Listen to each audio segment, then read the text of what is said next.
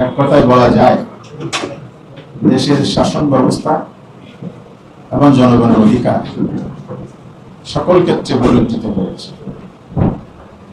এর বিরুদ্ধে আন্দোলন সংগ্রাম হয়েছিল বাংলাদেশের বিরোধী পক্ষ, রাজনৈতিক দলগুলো, ফ্যাসিবাদ বিরোধী শক্তি।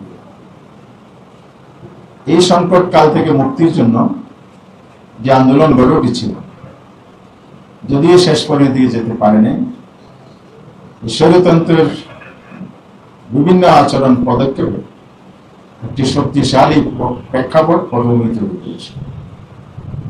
বাংলাদেশের রাজনৈতিক সংকট বারবার এসেছে, তার মধ্যে এটা ছিল ইতিহাসের সবচেয়ে জঘন্যতম এবং ভয়াবহ সংকট, যে কারণে আমাদের ছাত্র সমাজ যে আন্দোলন ডাক দিয়েছে, দেশবাসী সাড়া দিয়েছে, অসংখ্য ছাত্র জনতার রক্ত দিয়েছে, জীবন চলে গিয়েছে, পঙ্গু হয়েছে, আহত হয়েছে।